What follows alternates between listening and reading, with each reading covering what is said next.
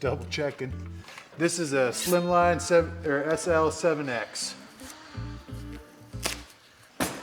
This one should be easy peasy on the gas line.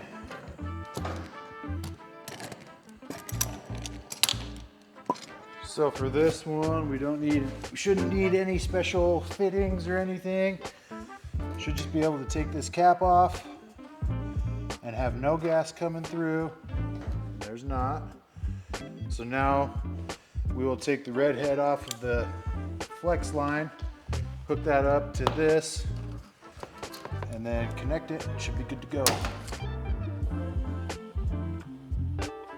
Okay, so this is the main gas line for the whole house.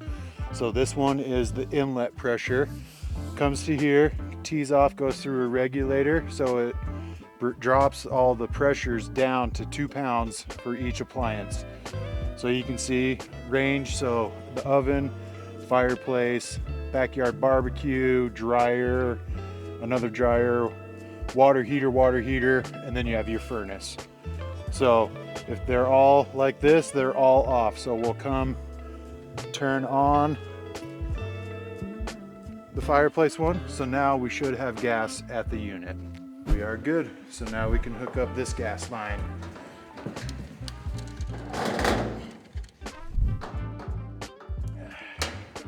Got to pull the cap off and then just tie our line in.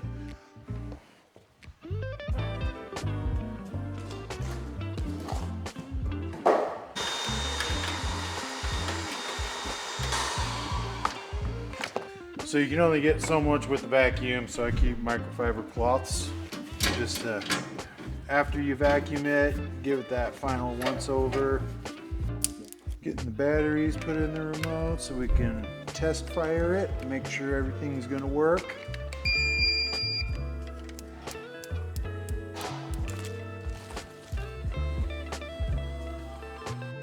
Go. So now we'll just make sure the lights work. Lights work.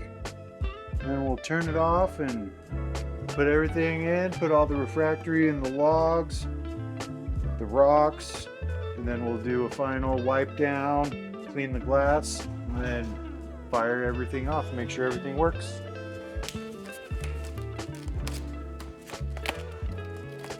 So this is the refractory. It should be the same color as the last one, so a tranquil gray. So again, we'll start with the back piece.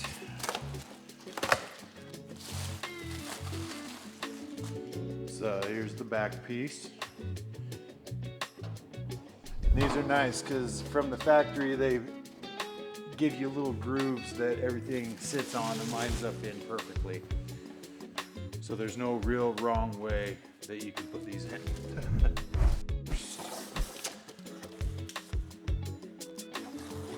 So these are your side pieces, or the side bottoms.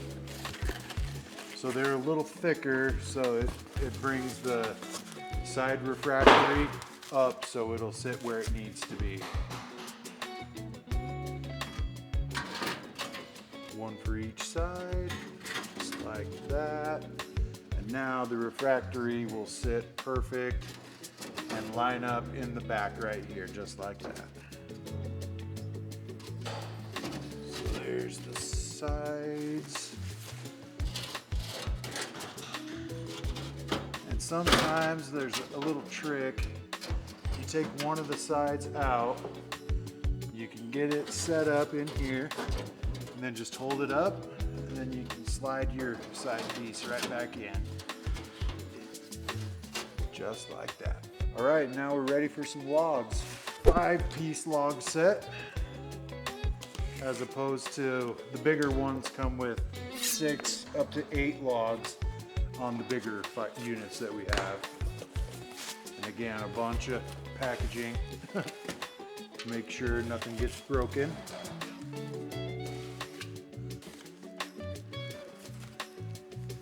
All right, so on these, they have log pins. There's 4 of them.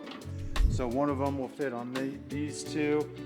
a big one will fit on this back one, and then another one fits over here. There's also indents on these side pieces, so you can tell right where the log needs to sit.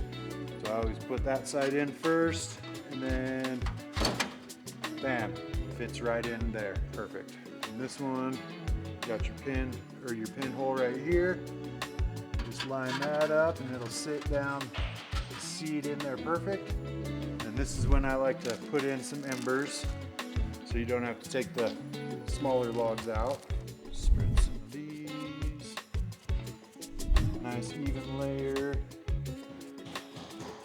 And one thing to keep in mind, you don't want any of these embers back around the pilot assembly, because it'll cause it to get wrong readings or no readings at all.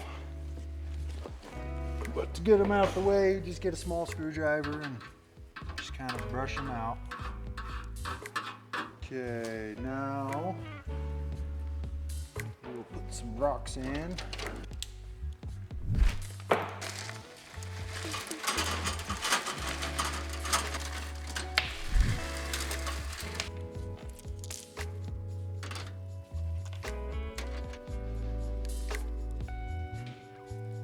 So that's the log final, what the logs will look like when everything's all set up. So next we will clean the glass, wipe everything down, fire it off, make sure the fan works, and then we're on to the next one.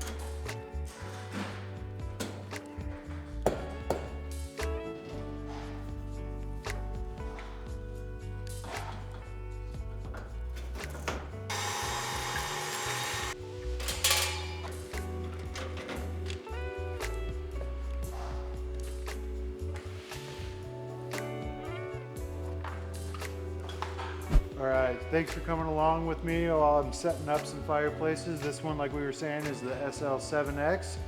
This is what it looks like, the finished product. Drywallers still have to do some work around it, but this is ready for the homeowner to move in. Thanks for coming along today.